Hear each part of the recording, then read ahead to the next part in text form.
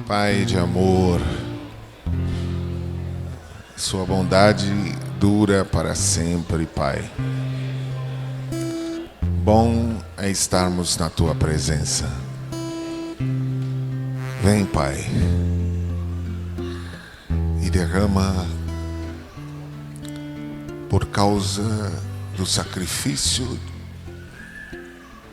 de Jesus, nosso irmão,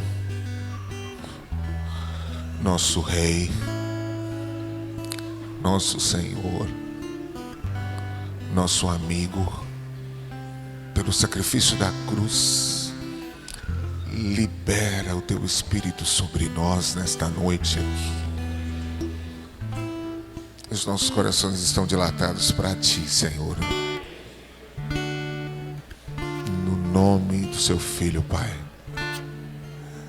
traz sobre nós a tua graciosa alegria e glorificaremos o teu nome para sempre. Aleluia. Essa musiquinha aqui do nosso, acho que a maior parte conhece. Ao amado de minha alma cantarei.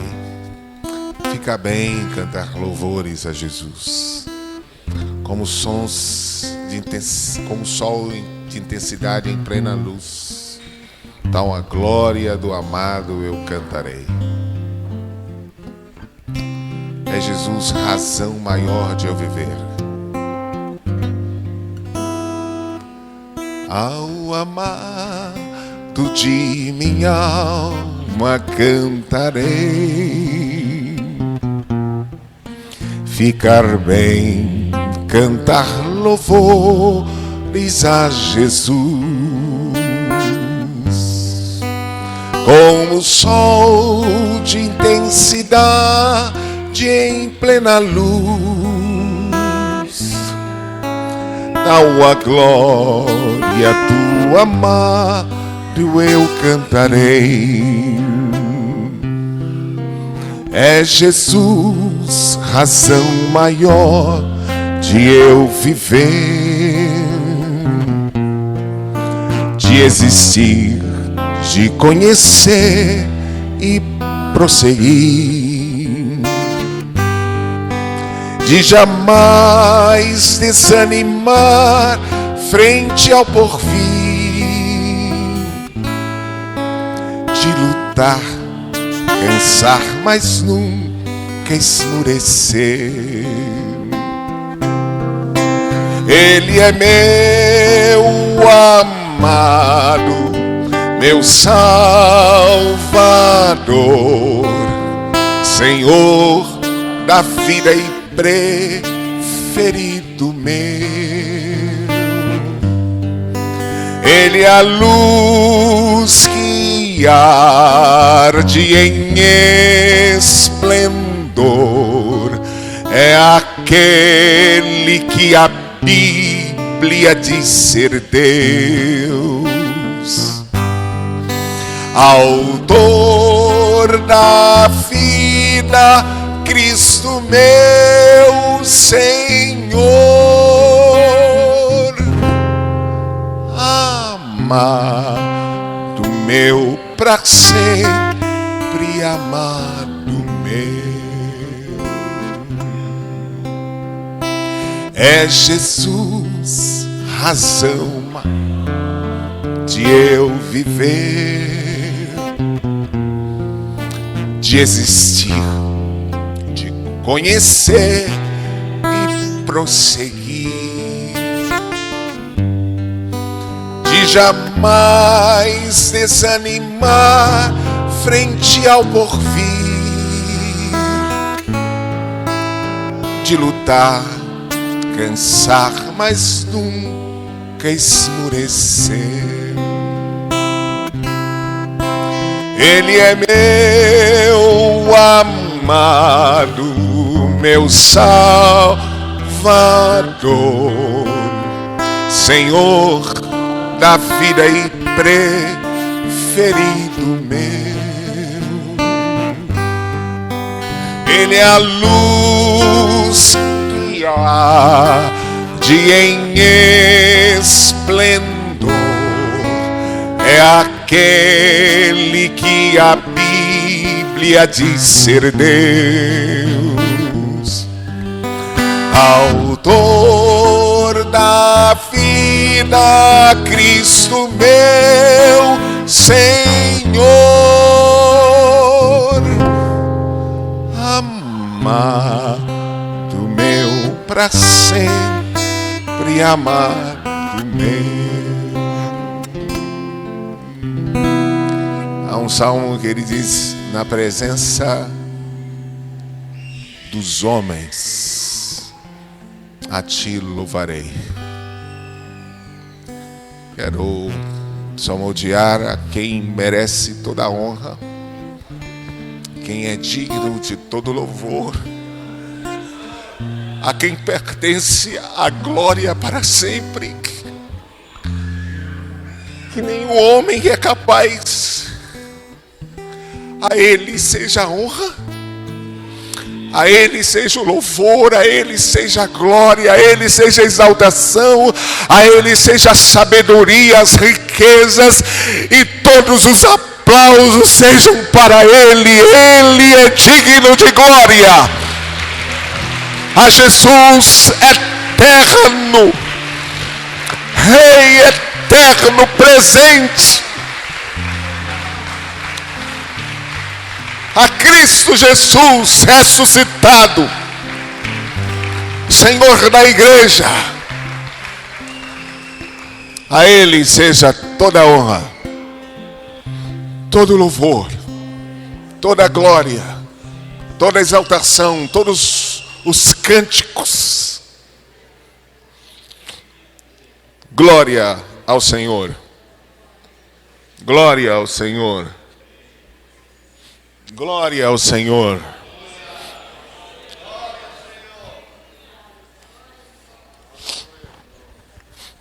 Lemos muitos textos essa manhã sobre paz. A paz que excede todo o entendimento. A paz inexplicável. Uma certa vez batizei uma mulher, filha de um médico, ou esposa de um médico na cidade, um médico muito conhecido. Eu estive na casa dele para visitar a sua família, e ele me chamou num canto e disse assim: que lavagem cerebral você fez nessa mulher? Eu tomei um susto, porque ele estava falando sério. E eu falei: não sei, não fiz lavagem nenhuma. E ele disse: aconteceu alguma coisa? E eu perguntei: o que aconteceu? Ele disse: essa mulher acorda cantando. Eu nunca tinha visto ela acordar cantando. Que tipo de lavagem cerebral vocês fazem nas pessoas? E aí eu me dei conta e disse, claro, um ufa. E disse a ele: não é lavagem, é uma experiência, é uma pessoa, é Cristo vivo. É por isso que essa mulher está cantando. Ela não poderia acordar cantando, era uma mulher ranzinza e mal-humorada.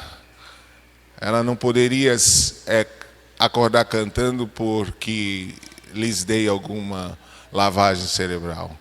Ela só pode ter mudado por ter tido uma experiência com Deus. Eu tenho citado algumas frases, pensamentos, e naturalmente a maioria desses pensamentos não são meus.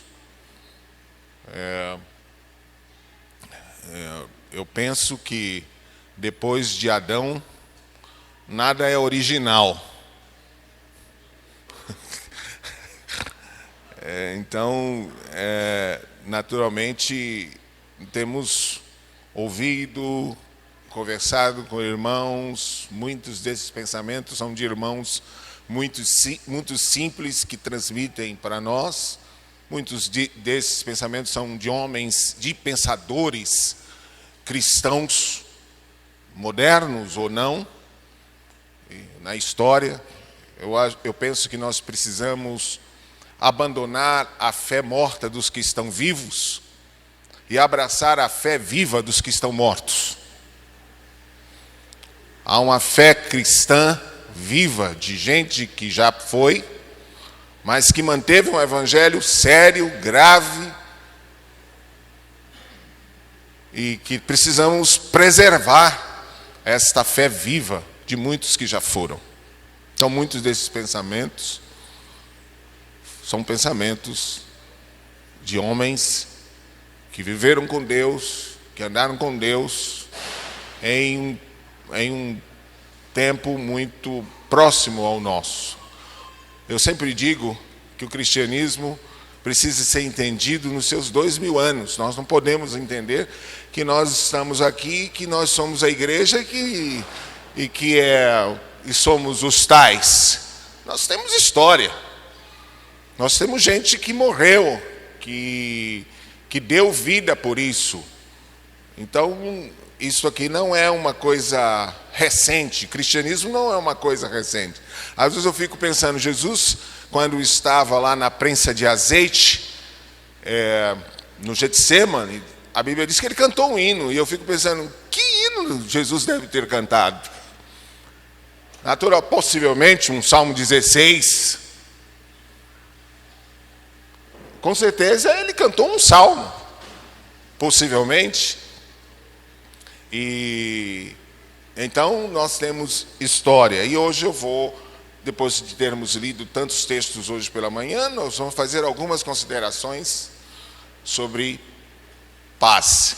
E talvez algumas pequenas considerações sobre paciência. Nosso texto lido no primeiro dia que nós chegamos aqui foi Gálatas 5:23, que diz que o fruto do Espírito é amor, alegria, paz, longanimidade, benignidade, bondade, fidelidade, mansidão, domínio próprio. E falamos um pouco sobre amor, e falamos um pouco sobre alegria, e falamos um pouco sobre paz.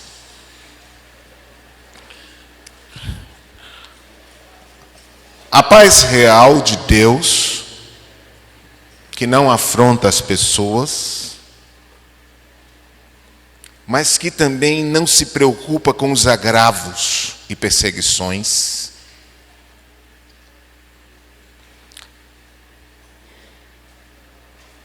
Qualquer perseguição derivada de um andar firme no Evangelho não abate quem tem paz.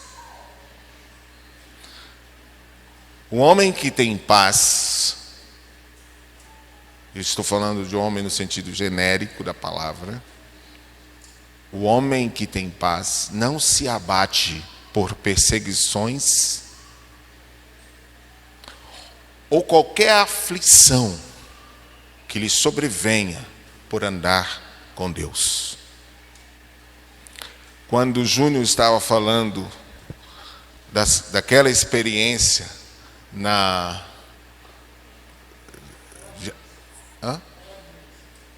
em Minas, e ele diz, está aquele povo falando em línguas, eu lembrei-me e eu quase choro ali. Não tem jeito, eu chorei de cada coisa que eu ouço desse tipo de firmeza, de fé, de paz. Lembrei-me de uma experiência que tivemos em Angola, de uma mulher que se converteu, e os seus pais eram católicos, líderes do catolicismo na região que estavam, e eles estavam muito insatisfeitos por aquela mulher estar decidida por Jesus, e eles convidaram a polícia para surrá-la. Eu estava fora, na cidade, estava no centro da cidade, em Uambo. Quando voltei, essa mulher tinha acabado de ser arrastada pelas ruas da cidade, do bairro, surrada,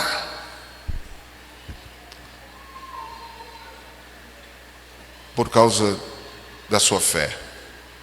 E Neide estava lá, minha esposa, e ela tentou proteger essa mulher, mas ela foi avisada por um dos irmãos recém-convertidos que ela não fizesse, porque ela iria morrer. Eles estavam com armas de guerra, armas da guerra, né? Eram policiais que estavam possivelmente drogados. E eu, quando cheguei, eu pensei, eu sou um pastor. E como pastor, eu não posso me acovardar. Porque se tem uma ovelha que está sofrendo, eu tenho que sofrer. E eu pensei, vou também ter que ser preso com ela. E fui à delegacia, eles não chamam de delegacia, mas tem um outro nome. E me apresentei e disse, eu vim buscar fulana de tal que está presa. E ele perguntou, o que é que você é dela? Disse, sou irmão. E ele percebeu que no meu sotaque eu era brasileiro. E ele perguntou, por que você veio buscá-la? E eu disse, porque ela não fez nada. Mas se você não quiser soltá-la, me prenda com ela. Eu fico com ela. E ele me disse, não, vamos conversar. Vamos conversar. E me levou para uma salinha. Eu estava muito desconfiado com salinhas. Eu estava muito hesitante de entrar na salinha, mas não demonstrei. É aquela história. As pernas tremendo, mas você tem que fazer o que tem que fazer. Não é a ausência do medo a coragem. É dizer, pô, aqui está um momento difícil. Eu não sei o que vai acontecer. Enfim, saímos com essa mulher. Saímos com essa mulher porque sabíamos que ela seria estuprada e teria toda uma noite muito louca. E eu pensei, não posso sair daqui sem ela. E eu dizia isso para ele, para o chefe da delegacia, eu não saio sem a minha irmã. É simples, eu não saio daqui sem ela. E ele ficou muito apreensivo, porque ele tinha poucas opções. Ou ele me prendia, e ele tinha que ter alguma razão, era estrangeiro, ou ele me liberava com ela. E eu disse, qual a acusação que você tem sobre ela? Ele disse, ela tentou suicídio. E na nossa legislação, tentativa de suicídio da cadeia. Eu sabia que era tudo uma armação e toda uma montagem. E eu disse, não, se ela tentou suicídio, deveria ter ajuda condenada psicológica. Ela está doente, então, se ela tentou o suicídio. Mas, enfim, preciso sair com ela.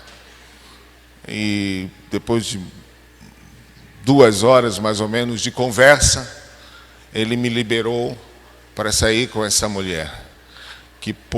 e ela não conseguia mais andar. Ela se arrastava porque ela havia tomado muita pancada no baixo ventre, nas costas, nas pernas, e ela não conseguia mais andar. Era um momento para mim estranho, porque era um sofrimento por causa da fé, por causa de crer em Jesus. Não havia crime, havia fé. Fé. E durante os dias que se seguiram, Neide tratava dessa mulher na cama, sem poder levantar e sem poder sentar, sem poder beber água, por causa do, como chamou? Você chamou? Do caboclo borrachudo. Mas o que me marcou naquele tempo, e depois prosseguiu algumas situações que foram inusitadas para mim e que Deus fez de forma sobrenatural, o que me marcou era a alegria de poder ver que a fé traz paz, serenidade, firmeza diante de qualquer sofrimento, sem reclamação, sem murmuração, sem achar que está sofrendo demais, sem achar que aconteceu alguma coisa anormal. A paz real não afronta as pessoas, mas também não se preocupa com os agravos e perseguições. Aquele que foi perdoado por Deus em Cristo é um instrumento permanente de perdão e um pacificador por natureza. Se fomos perdoados por Deus em Cristo, nos tornamos um instrumento de perdão e somos pacificadores. Somos transformados em pacificadores logo que nos transformamos em filhos de Deus. Somos promotores da paz. Nenhum filho de Deus pode viver ressentido, ainda que possa ser ferido. Nenhum filho de Deus, nós não temos feridas abertas, nós temos cicatrizes, mas não temos feridas abertas. Não podemos ficar lambendo nossas feridas.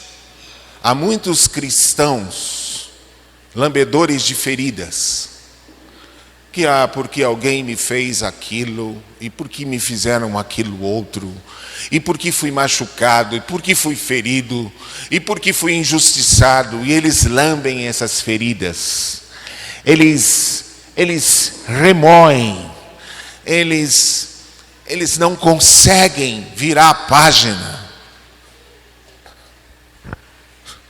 Um perdoado é um perdoador. Um perdoado é também um pacificador, é um promotor da paz. Não existe vacina contra acusações e agressões. Não existe vacina contra estocadas, não existe vacina contra difamação, não existe vacina contra o sofrimento. Todavia, há um bálsamo. Há um bálsamo na botija de Abba. Há um bálsamo na botija do Pai, que sara todas as feridas.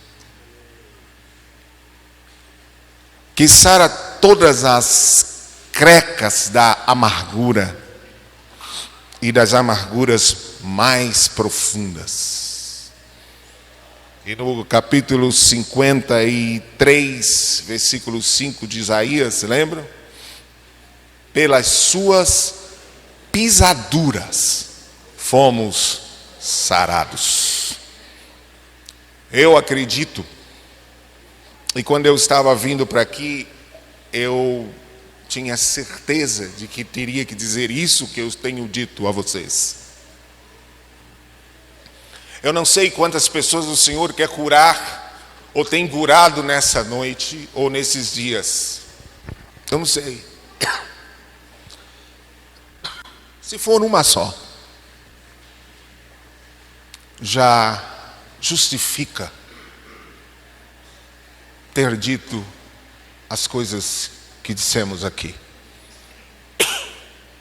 Se Deus quer curar você, libertar você de feridas na alma, e se você está nessa sala, nessa sala de aula de Deus, a qual também faço parte como aluno, e disse a vocês aqui, estou aqui como aluno e não como professor. O fato de estar na posição de transmitir a verdade de Deus não me coloca na posição de professor, mas de aluno, e de um aluno humilhado diante da grandeza do professor. Eu queria dizer para vocês que Deus tem uma escola pequena e Ele não muda de lição enquanto nós não aprendemos. Ele não vai mudar você de etapa enquanto você não aprender aquela lição pequena. Por isso muitos cristãos passam, repassam e continuam passando pelas mesmas coisas durante anos na vida e perguntam, por que as mesmas coisas? Talvez porque você não aprendeu a lição. E Deus não pode te passar. Não é como no Brasil, né? Vai passando de ano sem ter aprendido. Não, tem que aprender primeiro para depois passar.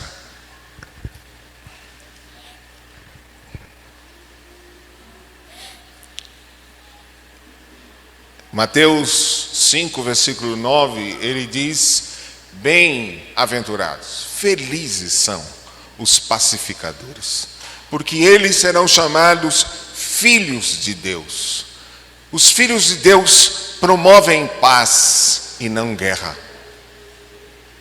Os filhos de Deus são promotores da paz. A prole divina é gente da paz. São pacifistas e pacificadores. Essa prole que Deus tem, e eu vou dizer para vocês com toda a firmeza, embora seja uma verdade duríssima de se dizer, os promotores de guerra não são filhos de Deus.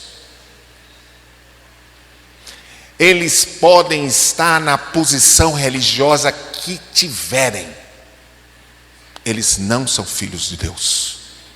E é isto que me impactava ao ler João. Porque ele dizia assim, se você não ama, você não conhece a Deus.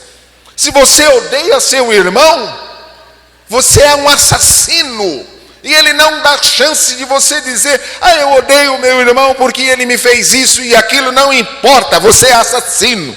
Todo assassino não tem herança com Deus. Você é um assassino, por que o produtor de ódio? Eu estou dizendo que todo assassino não tem herança, porque tem que ter legal, jurídica justificação. Um assassino pode ter legal, jurídica justificação desde que Jesus o perdoe.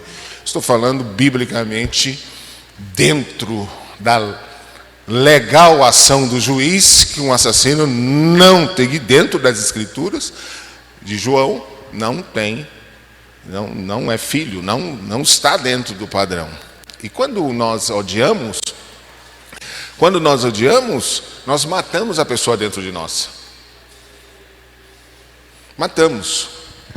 Essa é a forma mais simples de assassinar alguém.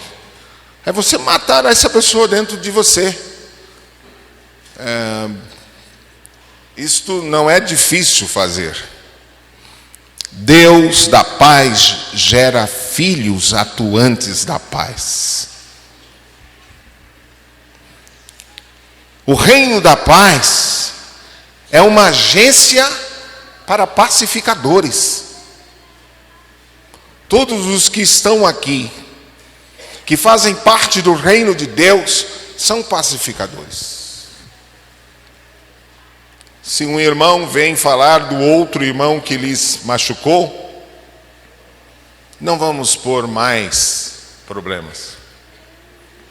Não vamos colocar mais lenha nessa fogueira. Vamos pacificar. Vamos promover a paz. Vamos ajudar aquele irmão a ver o outro lado, outro ponto de vista. Os criadores de caso, sectários, precisam ser transformados por uma profunda quietude e descanso. Existem pessoas que são criadores de casos mesmo.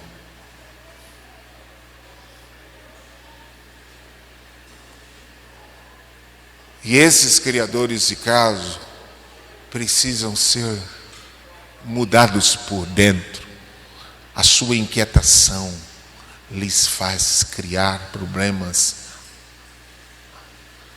que podem destruir a vida de muitos e a deles mesmos. Se não somos pacificadores de fato, o que somos?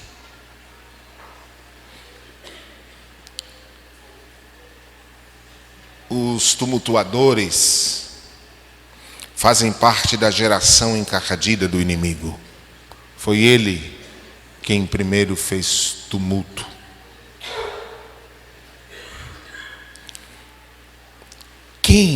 Caim matou Abel, não é isso? E o que Caim tinha de sentimento para matar Abel? Qual o sentimento que a Bíblia revela que ele tinha? Inveja. Inveja. Eu acho impressionante quando ouço confissões assim, eu confesso que eu fiz isso, eu fiz aquilo, mas poucas vezes eu ouvi confissões reais de pessoas que diziam, eu sinto mal com o bem de fulano. Porque todas as vezes que o bem do outro nos incomoda, nós não podemos colocar outro nome. É ciúme e inveja. Os homens tiveram inveja de Jesus e disputaram por causa da multidão que andava com ele. Eles ficaram invejando. Olha, muita gente anda com esse homem. As pessoas gostam dele. Precisamos lutar contra o ciúme e contra a inveja em nossos corações. E precisamos dar nome a esses tipos de pecados. É desse jeito que podemos ser limpos. Você já teve inveja de alguém? Difícil, né? Vergonhoso dizer, não?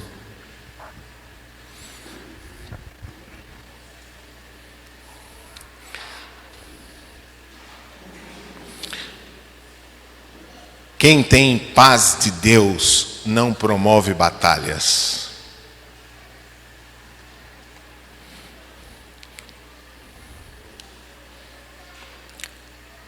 A falta de paz normalmente é a origem dos desacordos e da agitação.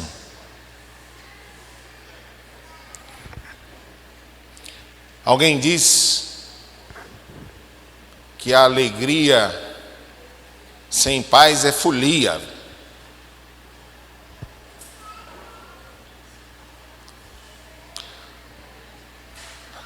A nossa alegria é repleta de paz. Porque nós não somos foliões. Nós somos filhos de Deus.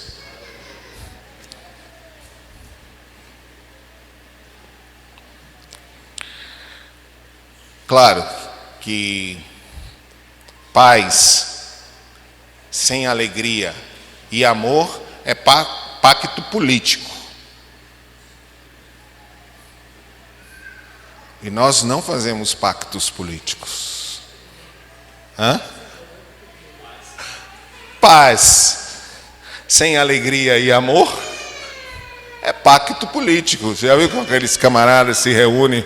Vamos fazer a paz. Mas eles não amam. E aquilo não é feito alegremente. Aquilo é um acordo. Um acordo onde partes vão dizendo, nós vamos até aqui, ganhamos isto, e o outro diz, então nós ganhamos isto, e nós, por enquanto, temos paz. Mas aquela paz, ela não tem nem alegria, nem amor. É um pacto de ajuste político. E esse pacto de ajuste político se desconchava no momento que alguém quebrar algum tipo ou com o outro se sentir um pouco injustiçado ou qualquer, ele desmonta. E nós não somos dos que fazemos pactos políticos. Nós temos comunhão uns com os outros por causa do sangue da cruz e por causa do nosso compromisso com Deus. Ter paz. Viver pacificamente, ser pacificador, é a biografia de um filho de Deus. Numa biografia de um filho de Deus tem que ter elementos como paz, pacificador, vida pacífica. E esse é um grupo seleto. Porque ser filho de Deus, nem pense que é um grupo assim, é um grupo seleto de filhos de Deus. Aquele que não goza da paz de Deus não pode ser um delegado da paz. Os pacificadores gozam de paz.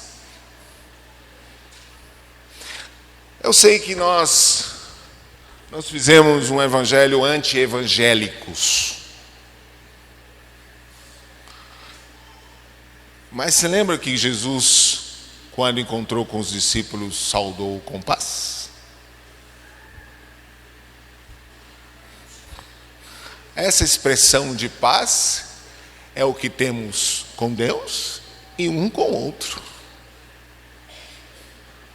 Não podemos ficar inibidos de dizer paz, a não ser quando não temos paz. Lembram daquele texto do nascimento de Jesus? Glória a Deus, nas alturas, e paz na terra aos homens de boa vontade. Glória a Deus.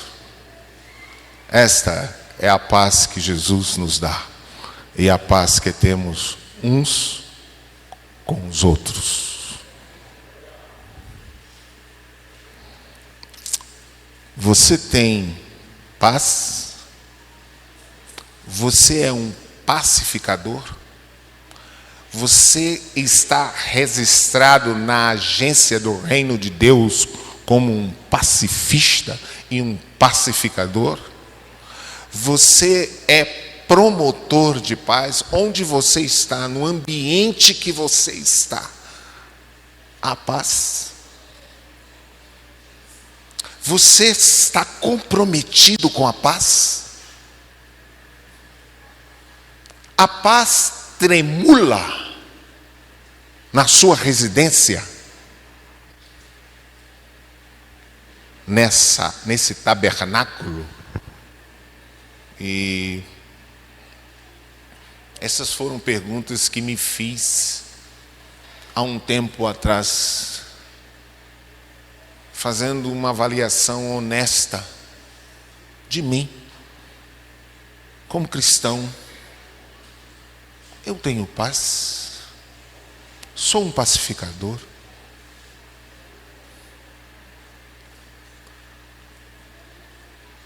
Eu imagino que esta paz, que eu não estou tratando ela de forma mística, embora ela tenha elementos e seja a fonte dela espiritual, mas eu não estou trazendo ela como algo místico que vai acontecer, que você vai estar orando e de repente um anjo entra na sua casa e então você tem paz. Eu estou tratando a paz como um fruto de um renascido. Estou tratando a paz como fruto de quem nasceu de novo. É um fruto natural. Eu, por exemplo, trabalho com a lavoura, com plantação muitas vezes. E eu não, quando planto, eu espero o fruto. É uma questão natural, lógica. Eu não espero, quando eu planto coqueiro, que ele me dê jaca. Eu espero coco. É óbvio. Deus, quando nos fez filhos, Ele espera que sejamos pacificadores e promotores da paz. Amém. Amém. É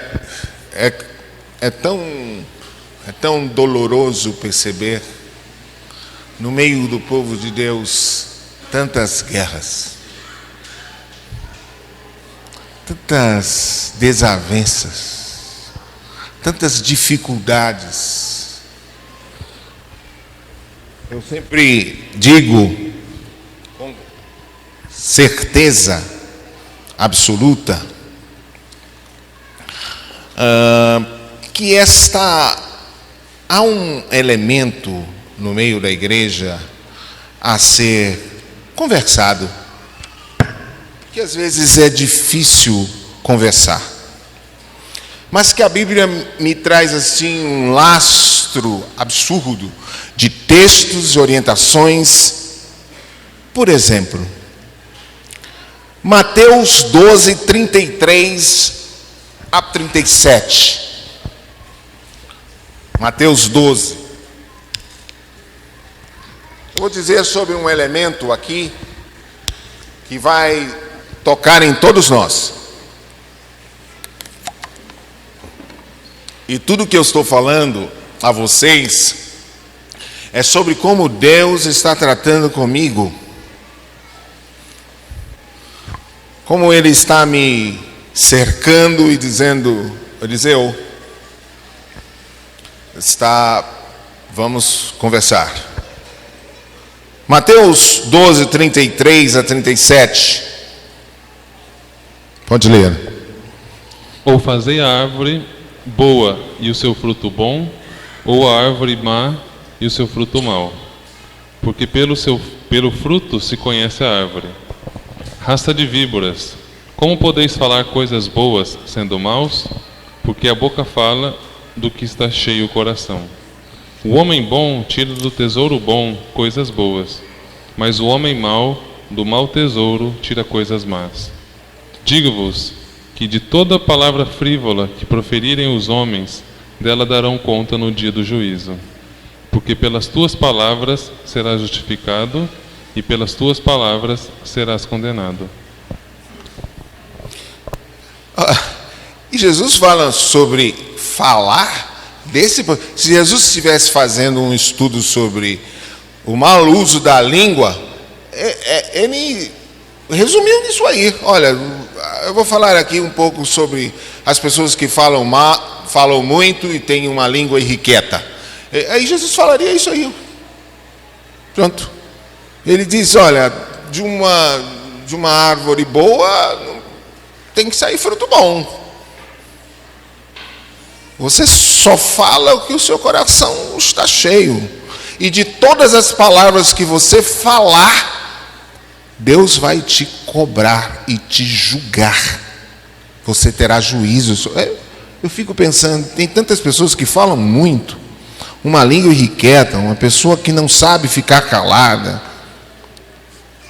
que dá respostas aonde não há perguntas, que demonstra um coração intranquilo, que não consegue parar de jogar para fora coisas. Essas pessoas muitas vezes são mexeriqueiros, enredam, fazem intriga, matam. Vocês sabem que a língua pode matar? Vocês sabem quantas pessoas magoadas, feridas, dentro, por causa da língua?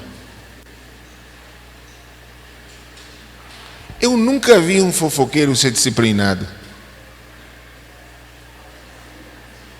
Eles fazem estragos absurdos, mas ficam sempre de boa.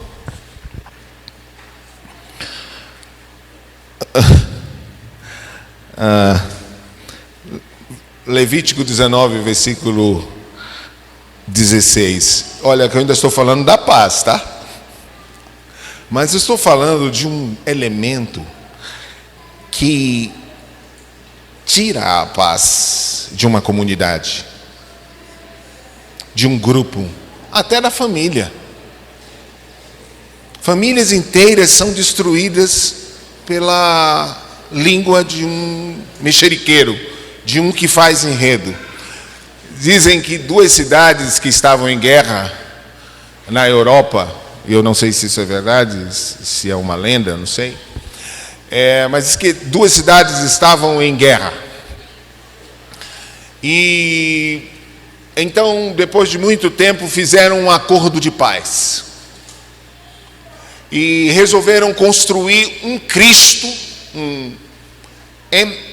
entre as 2 cidades. E então estavam tranquilos, sossegados, e agora gozavam um tempo de paz. Até que um jornalista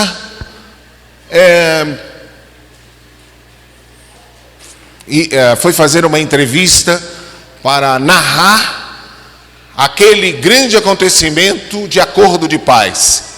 Aí o jornalista observou que o Cristo estava virado mais para uma cidade do que para outra. E ele resolveu falar sobre isso. Então começou a guerra toda novamente. Ele perdeu uma grande oportunidade de ficar calado.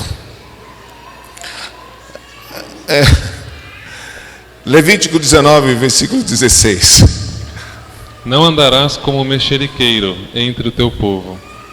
Não atentarás contra a vida do teu próximo. Eu sou o Senhor. Olha como que era no Velho Testamento. Não andem como mexeriqueiro. Não atentem contra a vida do seu próximo. Provérbios 16, versículo 28. Importa ler esses textos ou vocês já não têm mais paciência? Até porque eu não estou animando o auditório, percebe, né? Não tem interesse nenhum de animar o auditório. Eu estou estudando a Bíblia. Então, estudar a Bíblia, eu estou com um grupo de estudo da Bíblia. Nós estamos estudando as Escrituras. E o grupo de estudo é um grupo de gente, é um grupo pequeno, mas nós estamos estudando a Bíblia toda semana. Agora estamos um tempo sem sem estar junto por minha causa. E então não tem animação de auditório. Nós vamos entrando em assunto e outro assunto e outro assunto, e estamos estudando todas as doutrinas básicas do cristianismo. Então, os que estão estudando ali é gente que quer estudar. Então não dá para animar, né? Pega a Bíblia e pá, vamos lá, vamos aqui e tal. Esse é simples. Vamos a Provérbios 16, 28.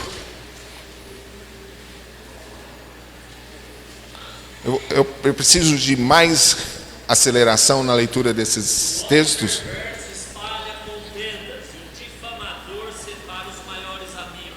O homem perverso espalha contenda, e o difamador separa grandes amigos.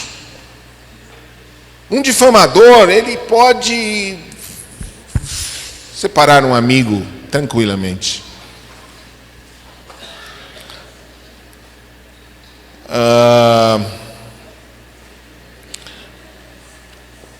Existe um outro elemento nessa questão da língua, que é o murmurador. O murmurador é aquele que eu falei que reclama de tudo. É o tipo que você vai tirando a dificuldade e ele vai criando as dificuldades. Mas a gente resolve isso aqui, mas a gente faz aqui, né? Mas porque vai ser terrível você ter um funcionário que é um murmurador, né? Que você pensa assim, olha, nós vamos trabalhar, mas não vai dar certo porque mas ele vai reclamando sempre. O murmurador é um reclamão que nunca para de reclamar, porque ele nunca acha razão, ele não tem nem razões de agradecer. O murmurador não agradece nunca, ele só reclama. Ninguém conhece ninguém assim. 1 Coríntios 10, versículo 10. O murmurador é ingrato. Ele não reclama necessariamente por um motivo. Ele reclama porque ele quer reclamar. Ele tem que reclamar de alguma coisa. Ele vai procurar alguma coisa para reclamar. Olha, vocês sabem lá no Velho Testamento que o Senhor matou um grupo por causa da murmuração. Porque o murmurador, ele contamina o ambiente. Ele faz o ambiente mudar de humor. Simplesmente porque ele vai dizer, não, olha, veja isso aqui, vai dar errado, e olha... Nem murmureis, como alguns deles murmuraram e foram destruídos pelo exterminador. Não murmureis, como alguns deles murmuraram. Isso está lá em... Esse texto vai te apontar para Números 16... 41, 49. Não é verdade? Números 16, se você for fazer a correlação desse texto, você vai ver o que aconteceu em Números 16.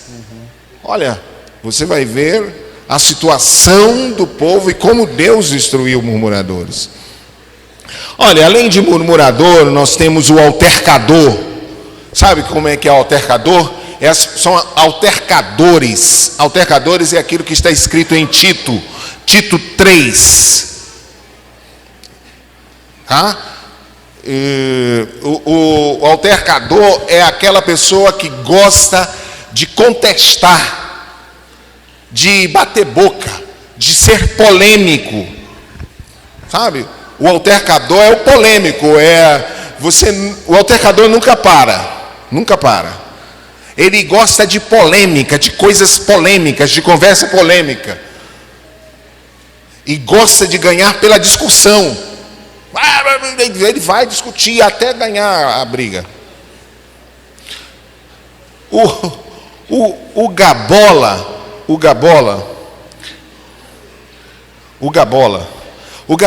ele fala muito bem de si mesmo. O gabola. Ele fala muito bem de si mesmo, ele gosta de destacar-se. De dizer, olha, eu.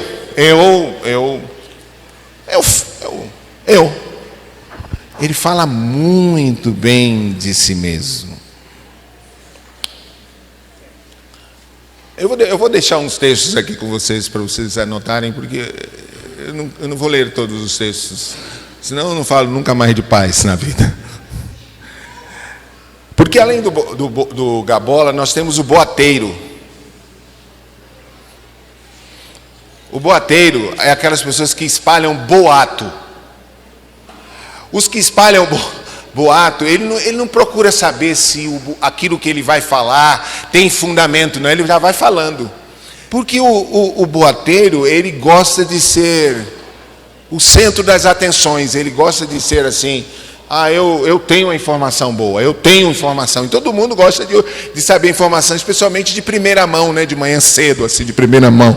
O que aconteceu na cidade, olha, não sei quem, morreu não sei quem, e mataram não sei quem, e fizeram, e todo mundo fica, foi onde?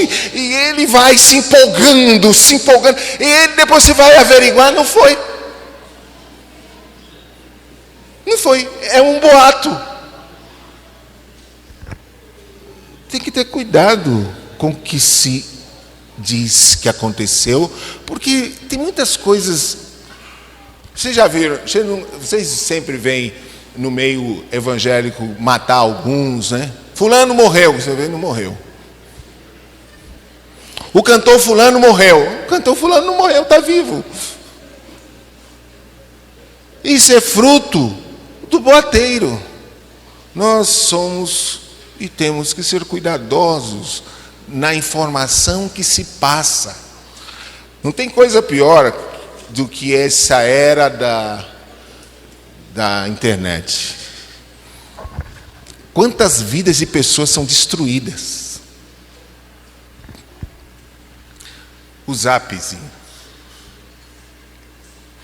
A informação passa muito rápido. E depois para voltar? E depois para consertar e dizer que não foi assim? Quanta gente está destruída, com vida destruída?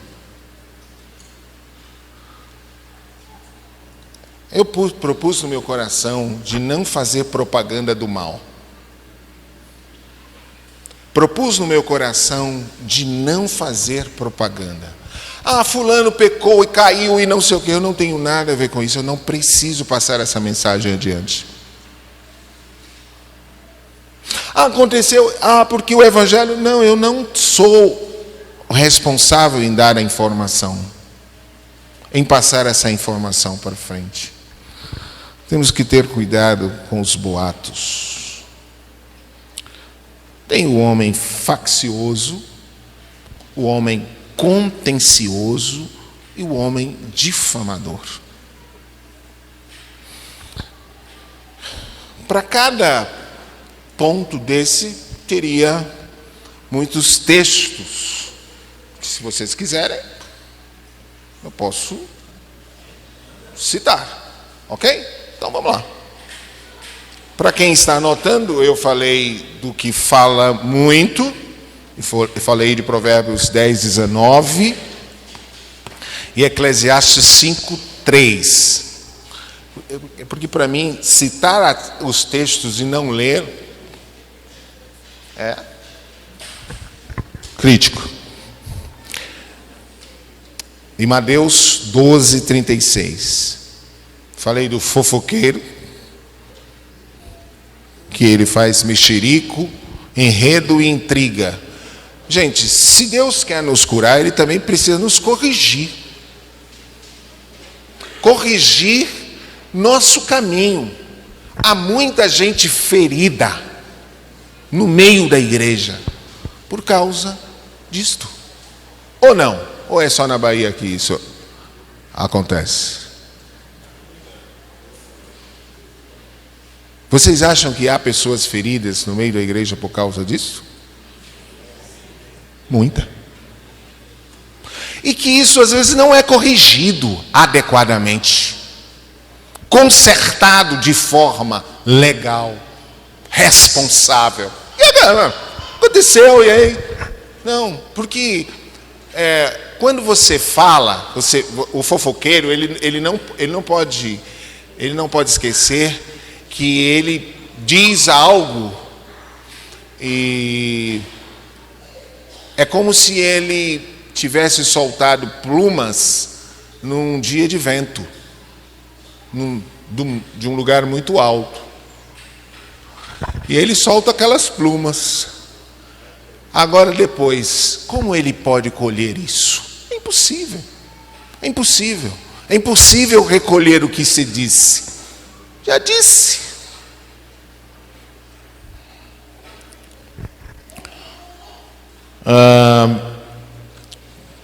Falamos do murmurador em 1 Coríntios 10, 10.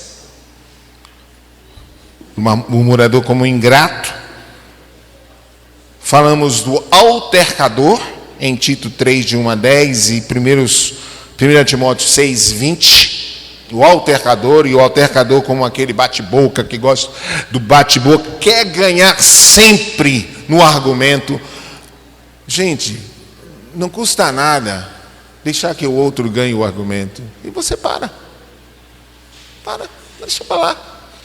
Por que a gente não pode perder no argumento? Por que a gente tem que ganhar sempre no argumento? Por que o nosso argumento tem que ser sempre o melhor? Não tem que ser sempre o melhor.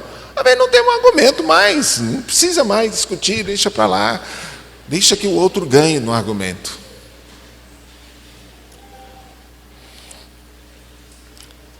O gabola, que é... O gabola quer falar muito bem de si mesmo. Eu fiz não sei o quê. Para com isso. Não é... O homem não pode louvar a si mesmo. Jesus diz isso claramente.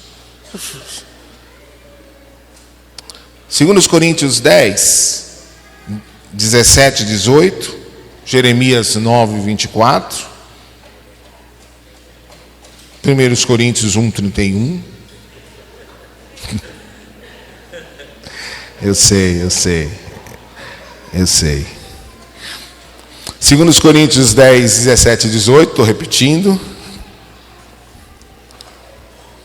Jeremias 9, 24. E 1 Coríntios 1, 31. E 2 Coríntios 4, 7.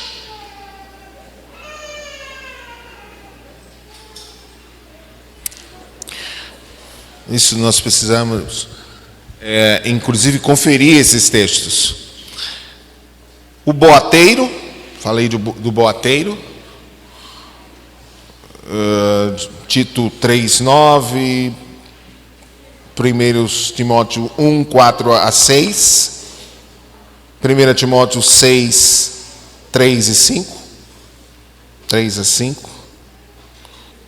Nós falamos do homem faccioso. O homem faccioso é sempre que produz muita divisão,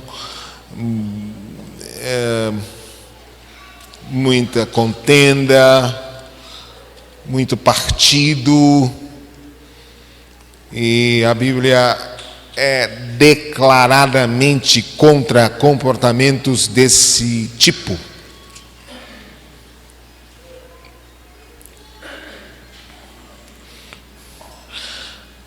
Em Provérbios 26, 20 e 21 diz: sem lenha o fogo se apaga, e não havendo maldizente, cessa a contenda.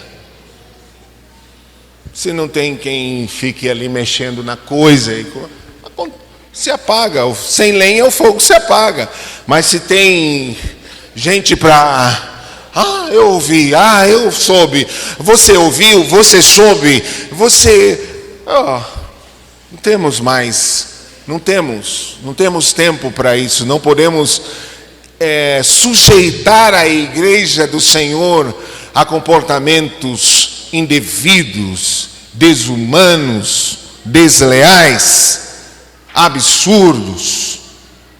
E olha, um dos livros que li nos últimos tempos, ele fala de lealdade e deslealdade. É um livro que tem a ver com empresa também, que tem a ver com ambiente empresarial, que tem a ver com os relacionamentos dentro de uma empresa e que tem a ver também com a igreja. E foi muito rico para mim ler esse livro, porque o camarada conseguiu escrever um livro desse tamanho sobre esse tema, dessa grossura sobre esse tema, mas ele desenvolve, ele vai mostrando quanto um ambiente de deslealdade gera confusão. Todo mundo fica armado, sem paz e tenso. É um ambiente tenso, um ambiente doentio que adoece as pessoas. Esse não é um ambiente que a igreja possa promover. Falei do homem faccioso, de Tito 3, 10 e 11, de Tiago 3, 14, do homem contencioso, estou falando de provocador de iras, discórdias, separação, de Provérbios 26, 21, de um difamador, de Provérbios 10, 18, Tito 3, 2, e o Provérbios 26, 20 a 21.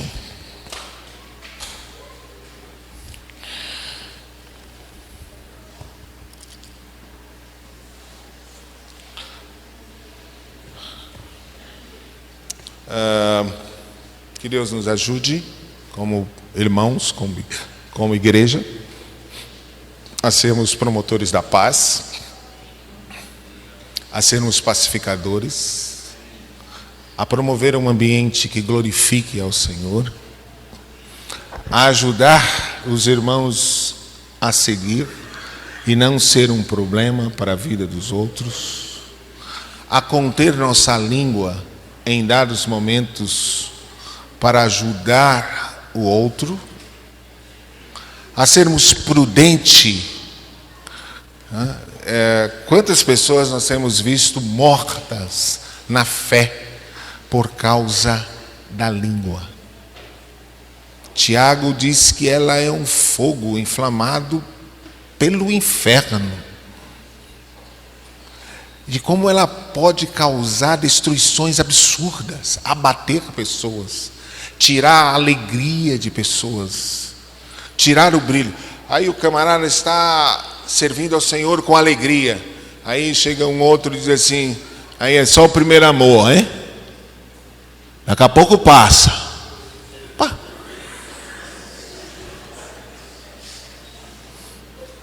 Que isso? Se você não tem o gozo e a alegria, deixa quem tem lá. Deixa o cara viver. Se alegra com quem que está bem.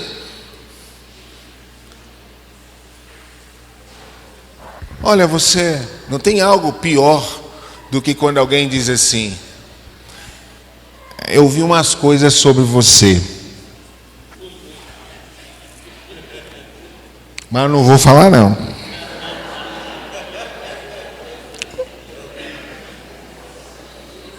Aí você entra numa reunião dessa assim, pensando: quem foi? Quem foi o sujeito? E você fica matutando: será fulano que não gosta muito de mim? Será Beltrano que não me olhou muito bem? Oh, meu Deus. Por favor, irmãos, nós podemos matar pessoas, destruir a vida de pessoas, acabar com famílias, se não cuidarmos da nossa língua. Que Deus tenha piedade de nós. Mas também nós podemos fazer um trabalho sério. Nós podemos, por exemplo, aplicar as Escrituras a todo fofoqueiro. Aplicar a Bíblia. Não é desamor, porque um fofoqueiro tem que deixar de ser fofoqueiro.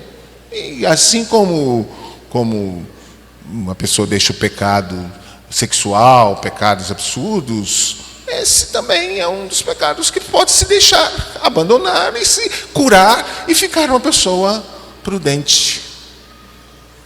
Amém. Pronto, eu sei que hoje já está chegando assim, já está todo mundo meio cansado, vou parar por aqui. Amanhã já é o último dia, eu também não estou lá essas Coca-Cola todas, né? Todo mundo está vendo? Para minha cara, né? E esse camarada já está trabalhando no vermelho, né?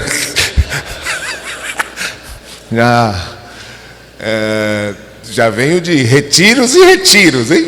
Eu passei agora, nós estamos vindo aí, Caibar, Bajo, Hélio, de retiro de 8 dias, 7 dias, sei lá, uma semana fechada, e que meu retiro lá já começou 15 dias, 20 dias antes, sei lá. Então já estamos vindo assim, né? Naquela, mas eu espero que até aqui o Senhor esteja falando conosco, e quem tem ouvidos para ouvir, ouça o que o Espírito diz à igreja.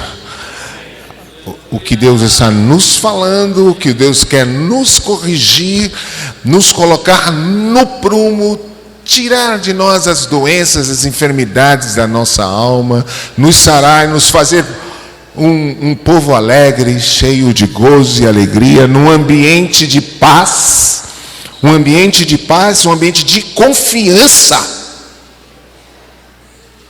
que a igreja deve ter, deve promover para os que chegam e vejam que há paz. Nós lemos como na igreja de Antioquia, na igreja em Samaria, na Galileia, eles tinham paz, viviam no temor do Senhor, e o Senhor acrescentava em números aqueles irmãos.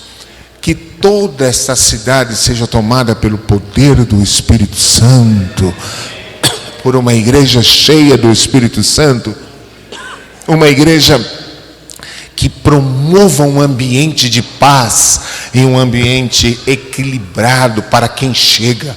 Quem chega vai encontrar um ambiente de lealdade e não de deslealdade.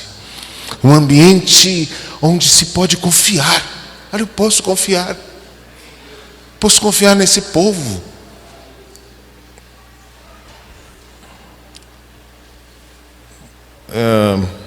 Que Deus nos ajude. Amém? Que Deus nos perdoe. Que o Pai nos perdoe pelos nossos erros e pecados relacionados à língua.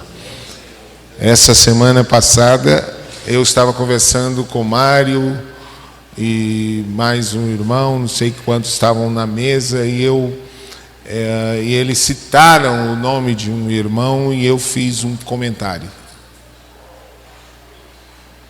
E quando eu terminei de fazer o comentário, o Espírito do Senhor falou comigo assim: olha, não dá, velho.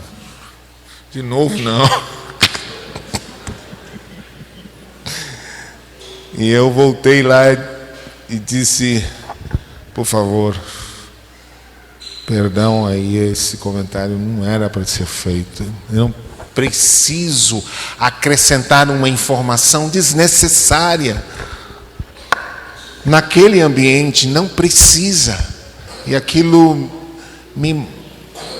sabe como te deixa envergonhado? E a única coisa, a forma melhor de você machucar o ego é voltar lá para consertar.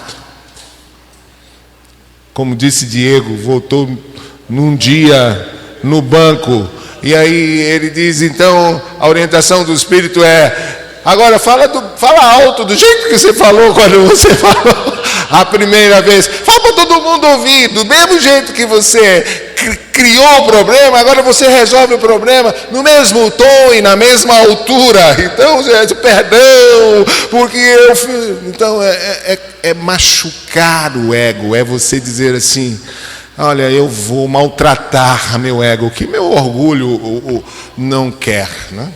O orgulho diz: não, mas você vai fazer isso? Você vai consertar? Não, eu vou consertar mesmo, porque eu preciso consertar por uma questão de eternidade, de bem-estar, de paz. Que Deus nos ajude.